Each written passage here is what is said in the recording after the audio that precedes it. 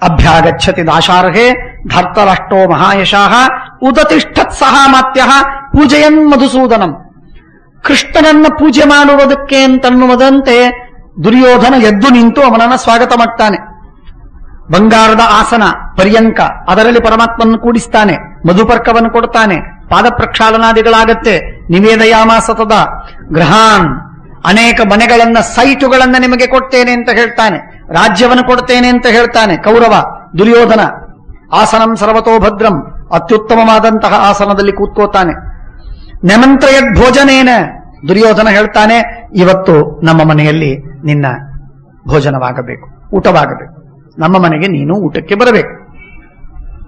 ನೆಮಂತ್ರಯದ್ ಭೋಜನೇನ ಇಷ್ಟು ಹೇಳಿದರೆ ಆಗ ನಾಭ್ಯನಂದಚ್ಚ ಕೇಶವ, ಮುಖವೂ ಮಾಡಲಿಲ್ಲ, ತಿರುಗಿಸಿಬಿಟ್ಟ. ನಾನು ಬರ್ತೇನೆ ಅಂತನ್ನುವ ಸೂಚನೆಯಂತೂ ದೂರ, ನನಗೆ ಸರ್ವಥಾ ನಿನ್ನ ಆಮಂತ್ರಣ ನನಗೆ ಇಷ್ಟವಿಲ್ಲ, ನೀನು ಆಮಂತ್ರಣವನ್ನು ಕೊಡುವುದೂ ನನಗೆ ಬೇಡ ಅನ್ನುವಂತೆ ನಾಭ್ಯನಂದಚ್ಚ ಕೇಶವ. ಕೃಷ್ಣ ಹೀಗೆ ಮುಖ ಸಿಂಡಿರಿಸಿದಾಗ ದುರ್ಯೋಧನನಿಗೆ ಬಹಳ ಕಸಿವಿಸಿ ಆಯಿತು. ಸಭೆಯ ಮಧ್ಯದಲ್ಲಿ ಇದೆಲ್ಲ ನಡೆದದ್ದು. ಸಭೆಯ ಮಧ್ಯದಲ್ಲಿ ಕೃಷ್ಣನನ್ನ ಕಕ್ಕಾವಿಕ್ಕಿಯಲ್ಲಿ ಹಾಕಿ ಅವನನ್ನ ಕರಗಸದಲ್ಲಿ ಹಾಕಿ ತಿಕ್ಕಿ ಬಿಡೋಣ ಅಂತ ಪ್ರಯತ್ನ ಮಾಡ್ತಾ ಇದ್ದಾನೆ ದುರ್ಯೋಧನ. ನಮ್ಮ ಸಭೆಗೆ ಬಂದಾನೆ, ನಮ್ಮ ವಿರುದ್ಧವಾಗಿ ಮಾತಾಡುವುದು ಸಾಧ್ಯವಿಲ್ಲ. ಏನಾದರೂ ಮಾತಾಡಿದ್ರೆ ಅಸಭ್ಯ ವರ್ತನೆಯಾಗತ್ತೆ, ಜನ ಎಲ್ಲ ಅವನನ್ನ ಬೈದುಕೊಳ್ತಾರೆ. ಆದ್ದರಿಂದ ಕೃಷ್ಣನನ್ನ ಸಿಗಿಸೋಣ ಅಂತ ಪ್ರಯತ್ನ. ಮೃದುಪೂರ್ವಂ ಶಠೋದರ್ಕಂ ಮಾತಾಡ್ತಾನೆ. ಪ್ರಾರಂಭ ಮಾತಾಡುವಾಗ ಅತ್ಯಂತ ವಿನಯದಿಂದ, ಕೃಷ್ಣ ತಾವು ಬಂದ್ರಿ, ಇಲ್ಲಿ ನಾವು ನಿಮಗೆ ಕೊಡುವ ಸತ್ಕಾರವನ್ನ ಯಾವುದೂ ಸ್ವೀಕಾರ ಮಾಡ್ತಾ ಇಲ್ಲ, ಏನದು ಕಾರಣ ಅಂತ ಕೇಳ್ತಾನೆ. ಮೃದುಪೂರ್ವವಾಗಿ ಕೇಳ್ತಾನಂತೆ, ಒಳಗೆ ಶಾಠ್ಯ ತುಂಬಿದೆ. ಶಠೋದರ್ಕಂ ಮೃದುಪೂರ್ವಂ ಶಠೋದರ್ಕಂ ಕರ್ಣಮಾಭಾಷ್ಯ ಕೌರವ. ಕರ್ಣನನ್ನ ನೋಡ್ತಾ ಕೃಷ್ಣನ ಕಡೆಗೆ ಮಾತು, ಕರ್ಣನ ಕಡೆಗೆ ದೃಷ್ಟಿ. ಕೃಷ್ಣನ ಕಡೆಗೆ ಮಾತು, ಕರ್ಣನ ಕಡೆಗೆ ದೃಷ್ಟಿ. ಈ ತರಹ ಮಾತಾಡ್ತಾ ಇದ್ದಾನೆ ಕೌರವ. ಕಸ್ಮಾದನ್ನಾನಿ ಪಾನಾನಿ ವಾಸಂಸಿ ಶಯನಾನಿ ಚ. ನಾವು ಕೊಟ್ಟ ಅನ್ನ, ನಾವು ಕೊಟ್ಟ ಪಾನ, ನಾವು ಕೊಟ್ಟ ಹಾಸಿಗೆ, ನಾವು ಕೊಟ್ಟ ಬಟ್ಟೆ ಯಾವುದನ್ನೂ ಸ್ವೀಕಾರ ಮಾಡಲಿಲ್ಲಲ್ಲ ಕೃಷ್ಣ. ಯಾಕೆ ಸ್ವೀಕಾರ ಮಾಡಲಿಲ್ಲ? ತ್ವದರ್ಥಮುಪನೀತಾನಿ, ನಿನಗಾಗಿ ತಂದದ್ದದು. ನಮ್ಮ ಮನೆಯಲ್ಲಿದ್ದದ್ದನ್ನು ನಾವು ಕೊಟ್ಟದ್ದಲ್ಲ, ನಿನಗಾಗಿ ನಾವು ಸ್ಪೆಷಲ್ ಆಗಿ ಆರ್ಡರ್ ಕೊಟ್ಟು ತಂದದ್ದು. ತ್ವದರ್ಥಮುಪನೀತಾನಿ ನಾಗ್ರಹಿಸ್ತಂ ಜನಾರ್ದನ, ನೀನು ಸ್ವೀಕಾರ ಮಾಡಲೇ ಇಲ್ಲಲ್ಲ, ನಮಗೆ ಬಹಳ ಡಿಸಪಾಯಿಂಟ್ ಆಯಿತು. ಉಭಯೋಶ್ಚ ದದತ್ಸಾಹ್ಯಂ, ಅಲ್ಲ ನೀನು ಅವತ್ತು ನಾನು ನಿನಗೆ ಕೇಳಿದಾಗ ನೀನು ಹೇಳಿದ್ದೇನು? ಉಭಯೋತ್ಸ ದದತ್ಸಾಹ್ಯಂ, ನಾವು ಕೌರವರು, ಅವರು ಪಾಂಡವರು, ಕೌರವ ಪಾಂಡವರಿಬ್ಬರಿಗೂ ಕೂಡ ನೀನು ಸಹಾಯವನ್ನ ಮಾಡ್ತೇನೆ ಅಂತ ಹೇಳಿದ್ದಿ. ಉಭಯೋಶ್ಚ ದದತ್ಸಾಹ್ಯಂ ಉಭಯೋಶ್ಚ ಹಿತೇರತಃ ಅಂದ ಮೇಲೆ ಇಬ್ಬರಿಗೂ ಹಿತವನ್ನು ಮಾಡುವ ನೀನು ಮಧ್ಯಸ್ಥ. ಪಾಂಡವರ ಪಕ್ಷದಲ್ಲಿರ್ತೀಯ ನೀನು? ಇರುವುದು ಸಾಧ್ಯವಿಲ್ಲ. ಯಾಕೆ? ನೀನು ಕೌರವರಿಗೂ ಬಳಗದವ, ನಮ್ಮ ಪಕ್ಷದಲ್ಲಷ್ಟೇ ಇರಲಿಕ್ಕಿಲ್ಲ, ಅವರಿಗೂ ನೀನು ಬೇಕಾದವ. ಹಾಗಾದರೆ ನೀನು ಮಧ್ಯಸ್ಥನಾಗಿ ಉಳಿಯಬೇಕಾದವ. ಯಾಕೆ ನೀನು ಒಂದು ಪಕ್ಷದಲ್ಲಿ ನಿಂತು ಹೋರಾಡುವುದಕ್ಕೆ ನೀನು ಪ್ರಯತ್ನವನ್ನು ಮಾಡ್ತಾ ಇದ್ದಿ? ನಮ್ಮ ವಿರೋಧವನ್ನು ಯಾಕೆ ಮಾಡ್ತಿ? ಉಭಯೋಶ್ಚ ದದತ್ಸಾಹ್ಯಂ ಉಭಯೋಶ್ಚ ಹಿತೇರತಃ ಸಂಬಂಧಿ ದಯಿತಶ್ಚಾಸಿ.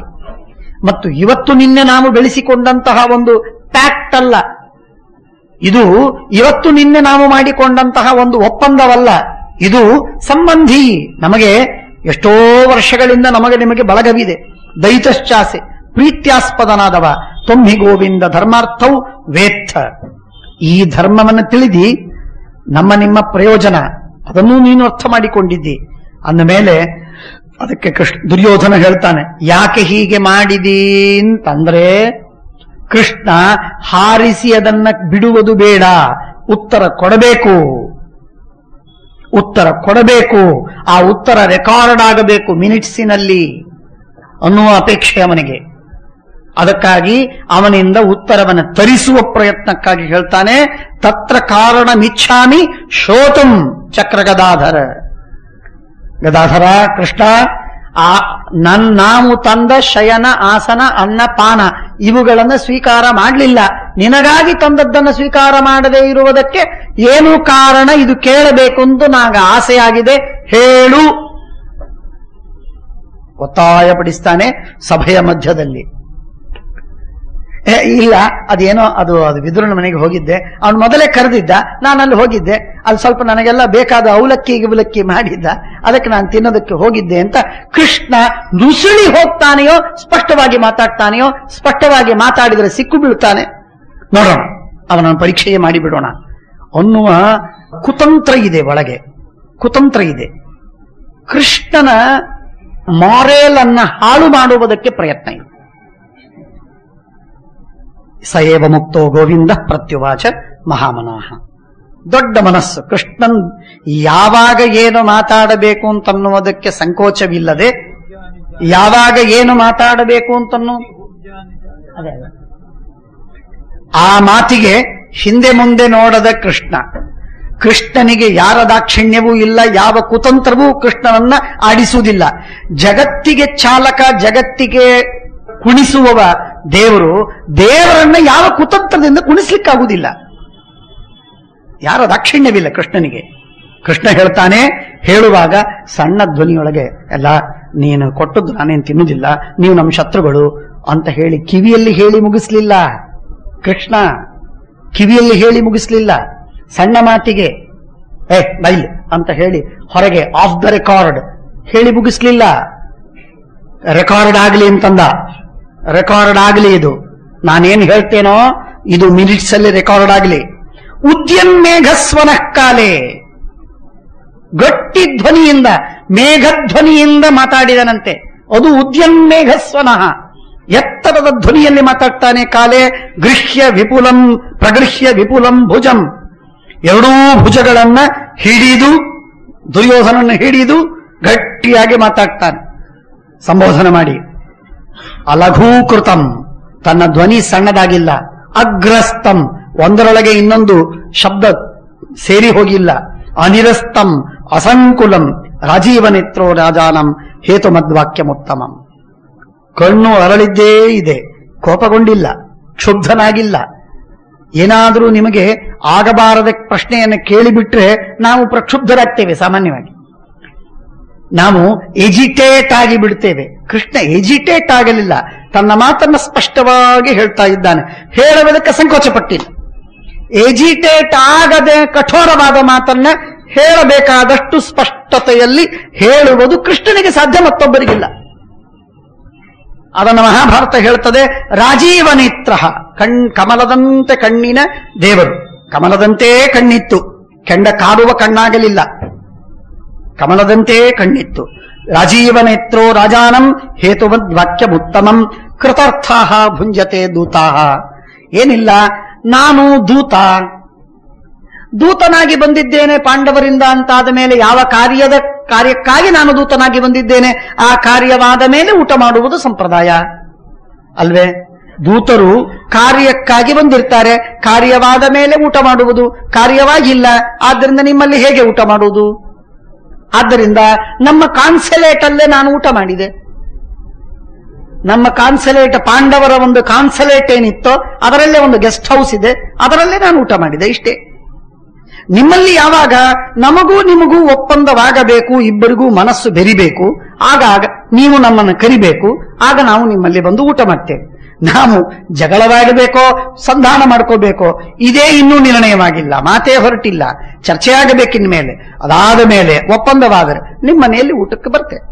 ಕೃತಾರ್ಥಾಹ ದೂತ ಭುಂಜತೆ ದೂತಾಹ ಪೂಜಾಂ ಗೃಹಂತಿ ಚೈವಹಿ. ಇಲ್ಲದೆ ಇದ್ರೆ ಪೂಜೆಯನ್ನು ಸ್ವೀಕಾರ ಮಾಡುವುದಿಲ್ಲ. ಕೃತಾರ್ಥಂ ಮಾಂ ಸಹಾಮಾತ್ಯಂ ಸಮರ್ಚಯಿಷ್ಯಸಿ. ನನ್ನ ಕಡೆಯಿಂದ ಬಂದಿರುವಂತಹ ಜನ ಏನಿದ್ದಾರೆ ಅವರು ನಾನು ಕೂಡಿ ನಿಮ್ಮನೆಗೆ ಬರ್ತೇವೆ. ಚೆನ್ನಾಗಿ ಅರ್ಚನೆ ಮಾಡು, ಚೆನ್ನಾಗಿ ಪೂಜೆ ಮಾಡು, ನನ್ನ ಕೆಲಸ ಆಗಲಿ. ನಾನು ಬಂದ ಉದ್ದೇಶ ಏನಿದೆಯಲ್ಲ, the mission with which I have come, ಅದು ಕೆಲಸ ಆಗಲಿ. ಊಟಕ್ಕೆ ಬಂದಿಲ್ಲ.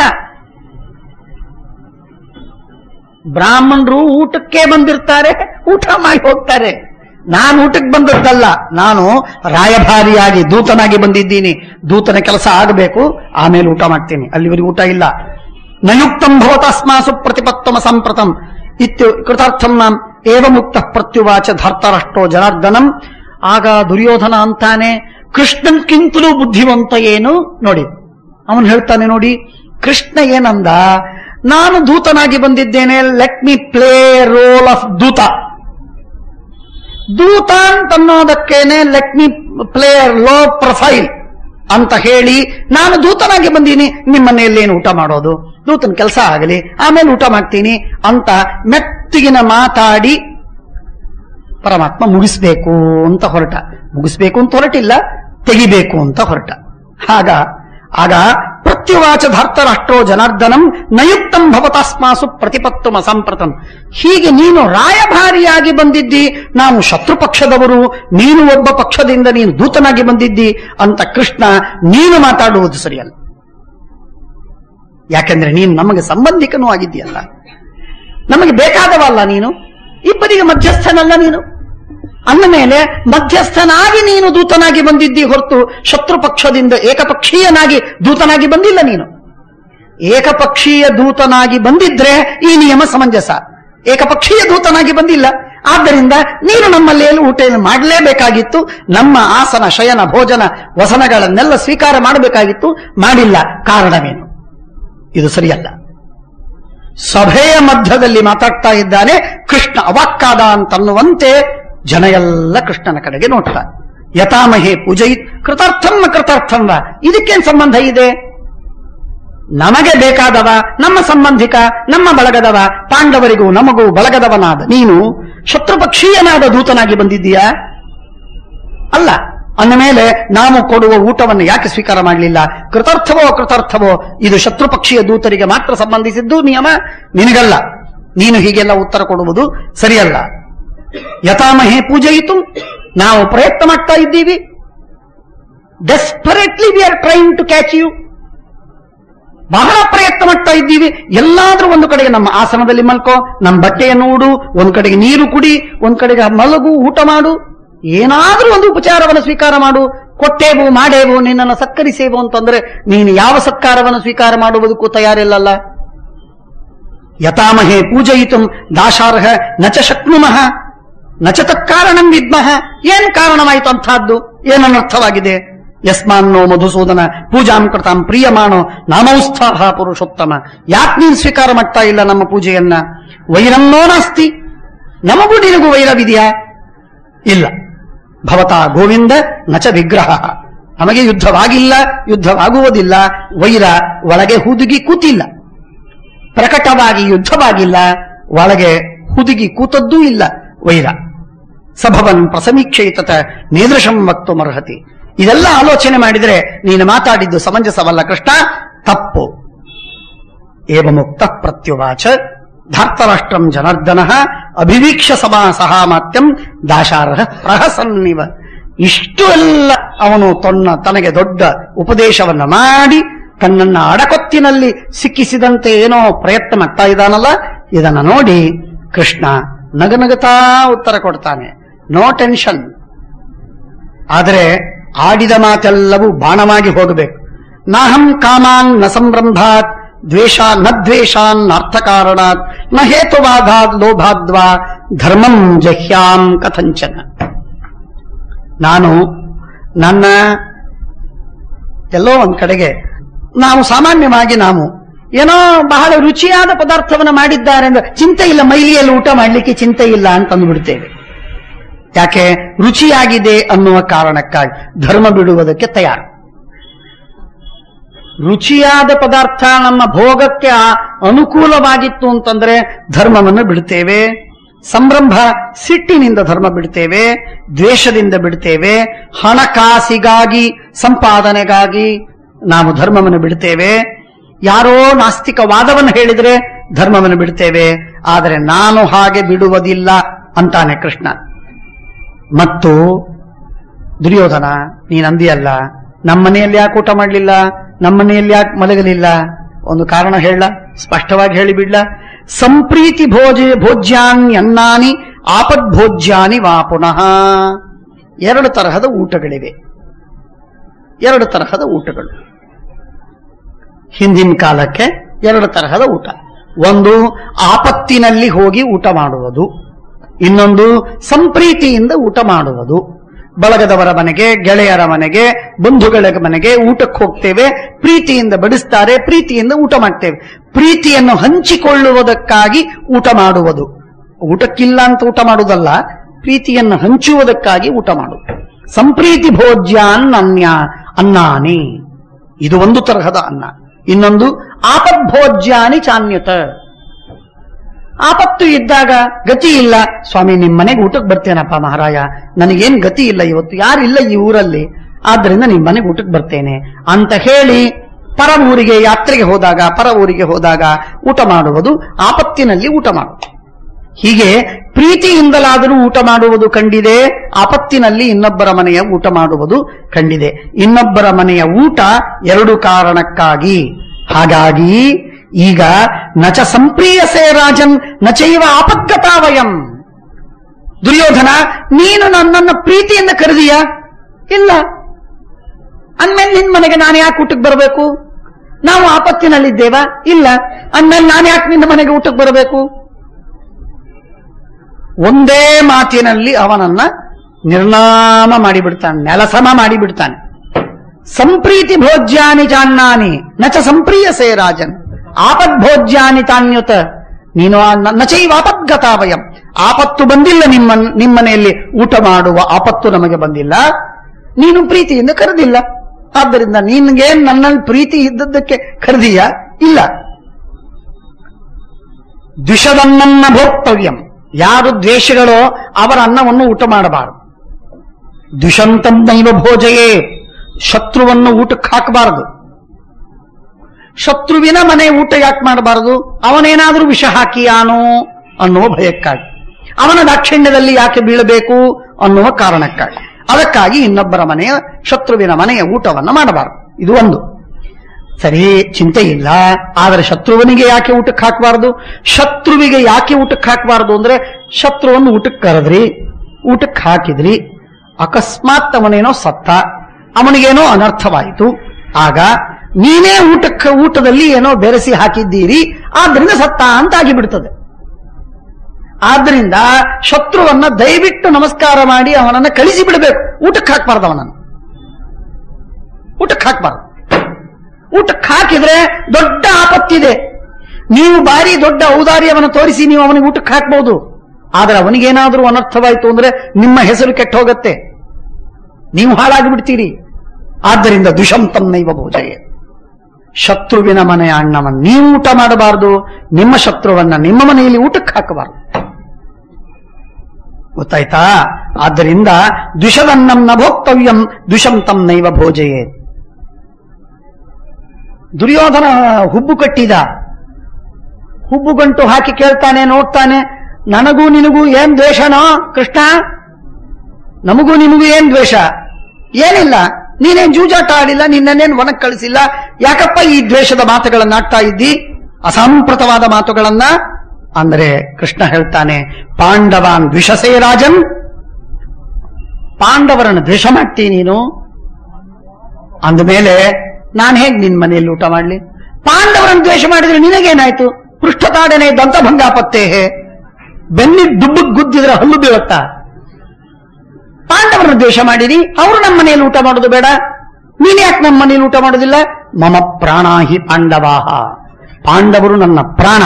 ನನ್ನ ಪ್ರಾಣವನ್ನು ದ್ವೇಷ ಮಾಡಿದ ಮೇಲೆ ನನ್ನನ್ನು ದ್ವೇಷ ಮಾಡಿದಂತಲ್ಲ, ನಾನು ಹೇಗೆ ನಿನ್ನ ಮನೆಯಲ್ಲಿ ಊಟ ಮಾಡಿ? ಅಖಿಲಾಂಡ ಕೋಟಿ ಬ್ರಹ್ಮಾಂಡಕ ಬ್ರಹ್ಮಾಂಡ ನಾಯಕ ಅನಂತ ಜೀವಸ್ವಾಮಿ ಸರ್ವವೇದ ಪ್ರತಿಪಾದ್ಯ ಅನಂತ ಜೀವ ನಿಯಾಮಕ ಎಲ್ಲ ದೇವತೆಗಳಿಂದ ವಂದ್ಯನಾದ ಲಕ್ಷ್ಮೀಪತಿ ಮುಕ್ತಾಮುಕ್ತ ನಿಯಾಮಕ ಸ್ವಾಮಿ ಪರಮಾತ್ಮ ಪಾಂಡವರನ್ನ ತನ್ನ ಪ್ರಾಣ ಅಂತ ಹೇಳಬೇಕಾದ್ರೆ ಪಾಂಡವರು ತಮ್ಮ ಪ್ರಾಣವನ್ನ ದೇವರಿಗೆ ಎಷ್ಟಾಗಿ ಸಮರ್ಪಣೆ ಮಾಡಿದ್ದಾರೆ ತಿಳ್ಕೊಳ್ಳಿ. ದೇವರಂಥ ದೇವರು ಈ ಮಾತನ್ನ ಪಾಂಡವರಿಗಾಗಿ ಆಡಬೇಕಾಗಿದ್ರೆ ಪಾಂಡವರು ತಮ್ಮ ಪ್ರಾಣವನ್ನ ದೇವರಿಗೆ ಎಷ್ಟು ರೀತಿಯಿಂದ ಸಮರ್ಪಣೆ ಮಾಡಿದ್ದಾರೆ. ಇದನ್ನು ಅರ್ಥ ಮಾಡಿಕೊಳ್ಳದೆ ಇದ್ರೆ ಈ ಮಾತು ಬರುವುದಿಲ್ಲ, ಮಾತಿಗೆ ಬೆಲೆ ಇಲ್ಲ. ಮಮ ಪ್ರಾಣಾಹಿ ಪಾಂಡವಾಹ. ಪರಮಾತ್ಮ ಈ ಭಗವಂತ ಈ ಮಾತನ್ನು ಹೇಳ್ತಾನೆ. ಯಾವ ಭಗವಂತ ನಮೇ ದ್ವೇಷ್ಯೋಸ್ತಿ ನ ಪ್ರಿಯ ಅಂತ ಹೇಳಿದನೋ ಗೀತೆಯಲ್ಲಿ, ಆ ಗೀತೆಯಲ್ಲಿ ಹೇಳಿದ ಭಗವಂತನೇ ತಾನು ಹೇಳ್ತಾನೆ ಮಮ ಪ್ರಾಣಾಹಿ ಪಾಂಡವ ಅಂತ ಹೇಳ್ತಾನೆ ಮಾತ್ರವಲ್ಲ, ಅಂಡ್ ಹಿ ಮೀನ್ಸ್ ಇಟ್. ಅವನಿಗೆ ಅದರಲ್ಲಿ ತಾತ್ಪರ್ಯವಿದೆ. ಹೇಳ್ತಾನೆ ಮುಂದೆ, ಅಕಸ್ಮಾತ್ ದ್ವಿಷಸೇ ರಾಜನ್, ಪಾಂಡವರನ್ನ ನೀನು ಒಂದು ಸರಿಯಾದ ಪ್ರಾಮಾಣಿಕವಾದ ಕಾರಣದಿಂದ ನಿಮಿತ್ತದಿಂದ ನೀನು ದ್ವೇಷ ಮಾಡುವುದಾಗಿದ್ರೆ ನಾನು ನಿನ್ ಜೊತೆಗೆ ಸೇರಿ ಪಾಂಡವರನ್ನು ದ್ವೇಷ ಮಾಡ್ತಿದ್ದೆ. ಆದರೆ ಪಾಂಡವರಲ್ಲಿ ಯಾವ ದೋಷಗಳಿಲ್ಲದಿದ್ದರೂ ನೀನು ದ್ವೇಷ ಮಾಡ್ತಾ ಇದ್ದಿ. ಅಕಸ್ಮಾತ್ ಕಾರಣವಿಲ್ಲದೆ ನೀನ್ ದ್ವಿಷಸೇ ರಾಜನ್ ಜನ್ಮ ಪ್ರಭೃತಿ ಪಾಂಡವಾನ್, ಹುಟ್ಟಿದಾರಭ್ಯ ನೀನ್ ದ್ವೇಷ ಮಾಡ್ತಾ ಇದ್ದಿ. ಏನ್ ಕಾರಣವಿದ್ದಿತ್ತು? ಹುಟ್ಟಿದಾಗ ಏನ್ ಕಾರಣವಿದ್ದಿತ್ತು ಅವರ ಜನ್ಮಕ್ಕೆ ದ್ವೇಷ ಮಾಡುವುದಕ್ಕೆ? ನಿಷ್ಕಾರಣವಾಗಿ ದ್ವೇಷ ಮಾಡ್ತಿ ಅಂತ ಅನ್ನೋದು ಸಿದ್ಧವಾಗುವುದಿಲ್ಲದ್ರಿಂದ ಯಾವಾಗ ಪಾಂಡವರು 14 ವರ್ಷಕ್ಕೆ ಅರ್ಜುನಿಗೆ 14 ವರ್ಷಗಳಾದ ಮೇಲೆ ಬದರಿಕಾಶ್ರಮದಿಂದ ಕೌರವರ ಆಸ್ಥಾನಕ್ಕೆ ಹಸ್ತಿನಪುರಕ್ಕೆ ಬಂದರೋ ಆಗ ಒಳಗೆ ಸ್ವಾಗತ ಮಾಡುವುದಕ್ಕೂ ತಡೆಗಟ್ಟಿದಿ ನೀನು. ಆಗಿನಿಂದ ದ್ವೇಷ. ಅವರೇನ್ ನಿನ್ನ ಅಪಾಯ ಮಾಡಿದ್ರು? ಅವರು 5 ಜನ, ನೀವು 100 ಜನ, ನಿನ್ನ ಇಡೀ ರಾಜ್ಯ ಇಟ್ಟಿದ್ರು ಅವನನ್ನು ದ್ವೇಷ ಮಾಡಿದೆ. ಏನ್ ಕಾರಣವಿತ್ತು? ಅವತ್ತು ನೀನು ಸ್ವಾಗತ ಮಾಡಿದ್ರೆ ಇಷ್ಟು ಕೋಲಾಹಲವಾಗ್ತಿರಲಿಲ್ಲ, ಇಂಥ ಹಲಾಹಲ ವಿಷ ಬರ್ತಿರಲಿಲ್ಲ. ಇದು ಬಂದದ್ದು ನಿನ್ನ ಕಾರಣಕ್ಕಾಗಿ. ಅಕಸ್ಮಾತ್ ದ್ವಿಷಸೇ ರಾಜನ್ ಜನ್ಮ ಪ್ರಭೃತಿ ಪಾಂಡವಾನ್ ಪ್ರಿಯಾನವರ್ತಿನೋ ಭ್ರಾತೃನ್ ಸರ್ವೈ ಸಮುದಿತಾನ್ ಗುಣೈ, ಎಲ್ಲ ಗುಣಗಳಿವೆ, ಇಷ್ಟಿದ್ರೂ ಅವರನ್ನು ದ್ವೇಷ ಮಾಡಿದೆ. ಆದ್ದರಿಂದ ಅಕಸ್ಮಾತ್ ಚೈವ ಪಾರ್ಥಾನಂ ದ್ವೇಷಣಂ ನೋಪಪದ್ಯತೆ ಧರ್ಮೇ ಸ್ಥಿತ ಪಾಂಡವೇಯ ಕಸ್ತಾನ್ ಕಿಂ ವಕ್ತು ಬರ್ಹತಿ ಯಸ್ತಾನ್ ದ್ವೇಷ್ಟಿ. ಏನಾದರಾಯಿತು? ಅವರನ್ನು ದ್ವೇಷ ಮಾಡಿದ್ರೆ ನಿನಗೇನು? ಅವರನ್ನು ದ್ವೇಷ ಮಾಡಿದ್ರೆ ನನಗೇನು? ಯಾರು ಪಾಂಡವರನ್ನು ದ್ವೇಷ ಮಾಡ್ತಾರೋ ಅವರನ್ನ ನನ್ನ ದ್ವೇಷಗಳು ಅಂತೆ ನಾನು ಭಾವಿಸ್ತೇನೆ. ಯಸ್ತಾನ್ ದ್ವೇಷ್ಟಿ ಸಮಾಂ ದ್ವೇಷ್ಟಿ ಯಸ್ತಾನ್ ಅನು, ಪಾಂಡವರಿಗೆ ಯಾರು ಅನುಕೂಲರೋ ಅವರು ನನಗೆ ಅನುಕೂಲರು ಅಂತ ನಾನು ತಿಳಿತೇನೆ. ಪಾಂಡವರ ದ್ವೇಷಿಗಳು ನನ್ನ ದ್ವೇಷಿಗಳು, ಪಾಂಡವರಿಗೆ ಪ್ರಿಯರು ನನಗೆ ಪ್ರಿಯರು. ಐಕಾತ್ಮ್ಯ ಮಗತಂ ವಿದ್ಧಿ ಪಾಂಡವೈ ಧರ್ಮಚಾರಿಭಿ. ಪಾಂಡವರು ಧರ್ಮಚಾರಿಗಳು. ಯಾರು ಧರ್ಮಚಾರಿಗಳೋ ಅವರಿಗೆ ದ್ವೇಷಿಗಳು ವಿಷ್ಣು ದ್ವೇಷಿಗಳು. ಯಾರು ಧರ್ಮಚಾರಿಗಳಿಗೆ ಅನುಕೂಲರೋ ಅವರು ವಿಷ್ಣುವಿಗೆ ಅನುಕೂಲ. ಕೃಷ್ಣ ಹೇಳಿದ ಶಾಶ್ವತವಾದ ಮಾತು. ಇದೇ ಕಾರಣಕ್ಕಾಗಿ ವಿಷ್ಣು ಭಕ್ತರನ್ನ ನಾವು ದ್ವೇಷ ಮಾಡತಕ್ಕದ್ದಲ್ಲ. ವಿಷ್ಣು ಭಕ್ತರನ್ನ ಸ್ವಲ್ಪವೂ ದ್ವೇಷ ಮಾಡಿದರೆ, ಸ್ವಲ್ಪವೂ ಅವರ ಬಗ್ಗೆ ನಾವು ಉದಾಸೀನ ಮಾಡಿದರೆ ಭಗವಂತ ನಮ್ಮನ್ನ ಮೆಚ್ಚುವುದಿಲ್ಲ, ನಮ್ಮನ್ನು ಸ್ವೀಕಾರ ಮಾಡುವುದಿಲ್ಲ. ನಾವು ಎಷ್ಟೇ ಧರ್ಮವನ್ನು ಮಾಡಬಹುದು, ಎಷ್ಟೇ ಭಕ್ತಿಯನ್ನು ಮಾಡಬಹುದು, ವಿಷ್ಣು ಭಕ್ತಿಯನ್ನ ಸುತರಾಂ ಮಾಡಿದರೂ ಕೂಡ ವಿಷ್ಣು ಭಕ್ತರ ಭಕ್ತಿಯನ್ನು ಮಾಡದೇ ಇದ್ರೆ ವಿಷ್ಣು ತನ್ನ ಭಕ್ತರ ಒಳಗೆ ನಮ್ಮನ್ನ ಸೇರಿಸುವುದೇ ಇಲ್ಲ.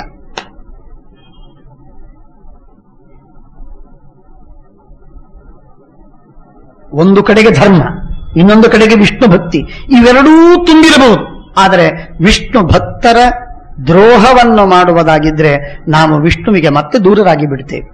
ಧರ್ಮ ಮಾಡಿಯೂ ವಿಷ್ಣು ಭಕ್ತಿ ಮಾಡಿಯೂ ನಾವು ದೂರವಾಗ್ತೇವೆ. ಆದ್ದರಿಂದ ವಿಷ್ಣು ಭಕ್ತರ ದ್ವೇಷ, ದ್ರೋಹ, ಅವರ ನಿಂದೆ ಇತ್ಯಾದಿ ಅವುಗಳು ಮಹಾಭಯಾನಕವಾದದ್ದು, ಬಹಳ ದೊಡ್ಡ ಭಯಾನಕವಾದದ್ದು. ನಾವು ಬ್ಲ್ಯಾಕ್ ಲಿಸ್ಟ್ ಅಲ್ಲಿ ಬರಬಾರದು ಅಂತಾಗಿದ್ರೆ ವಿಷ್ಣು ಭಕ್ತರ ದ್ವೇಷವನ್ನು ಮಾಡತಕ್ಕದ್ದಲ್ಲ, ವಿಷ್ಣು ಭಕ್ತರ ಭಕ್ತಿಯನ್ನು ಮಾಡಲೇಬೇಕು. ಆದ್ರಿಂದಲೇನೆ ರಮಾ ಬ್ರಹ್ಮಾದಿ ದೇವತೆಗಳನ್ನ ಆರಂಭ ಮಾಡಿ ಎಲ್ಲ ವೈಷ್ಣವರು, ಆ ವೈಷ್ಣವ ವಿಷ್ಣು ಭಕ್ತನಾದ ಒಬ್ಬ ವಟು ಇರಬಹುದು, ಅವನನ್ನು ದ್ವೇಷ ಮಾಡುವುದಲ್ಲ. ಅದರಿಂದಲೂ ನಮಗೆ ಅಹಿತವಿದೆ, ಒಳ್ಳೆಯದಾಗುವುದಿಲ್ಲ. ಯಸ್ತಾನ್ ದ್ವೇಷ್ಟಿ ಸಮಾಂ ದ್ವೇಷ್ಟಿ ಯಸ್ತಾನನು ಸಮಾಮನು ಐಕಾತ್ಮ್ಯಂ ಆಗತಂ ಮಾಂ ಗತಂ ವಿದ್ಧಿ ಪಾಂಡವೈರ್ ಧರ್ಮಚಾರಿಭಿ. ಆದ್ದರಿಂದ ಆ ಗುಣವಂತರಾದ ಆ ಪಾಂಡವರ ದ್ವೇಷವನ್ನ ಮಾಡ್ತಾ ಇದ್ದಿ. ಆದ್ದರಿಂದ ನನಗೆ ಸರ್ವಥಾ ಅದು ಮನಸ್ಸಿಗೆ ಹಿಡಿಸಿಲ್ಲ. ನೀನು ನನ್ನನ್ನೇ ದ್ವೇಷ ಮಾಡಿದಂತೆ, ಅದಕ್ಕಾಗಿ ನಾನು ನಿನ್ನ ಮನೆಯ ಊಟವನ್ನು ಮಾಡಿಲ್ಲ ಅಂತ ಕೃಷ್ಣ ಉದ್ಯನ್ಮೇಘಸ್ವನಃ ಗಟ್ಟಿಯಾದ ಧ್ವನಿಯಲ್ಲಿ ಅವನು ಕೇಳಿದ ಎಲ್ಲ ಪ್ರಶ್ನೆಗೆ ಉತ್ತರವನ್ನು ಕೊಟ್ಟು ತನ್ನ ಸಭೆಯ ಮಧ್ಯದಲ್ಲಿ ಮಾತ್ರವಲ್ಲ ಇಡೀ ಜಗತ್ತಿನಲ್ಲಿ ಭಕ್ತರ ದ್ವೇಷವನ್ನ ನಾನು ಸಹನೆ ಮಾಡುವುದಿಲ್ಲ ಎಂಬ ಮಾತನ್ನ ಘೋಷ ಮಾಡಿ ಸಾರಿ ಹೇಳಿದ್ದ. ಈ ಮಾತನ್ನ ನಾವು ಚೆನ್ನಾಗಿ ಅರ್ಥ ಮಾಡಿಕೊಳ್ಳಬೇಕು. ಶ್ರೀಕೃಷ್ಣಾರ್ಪಣಮಸ್ತು.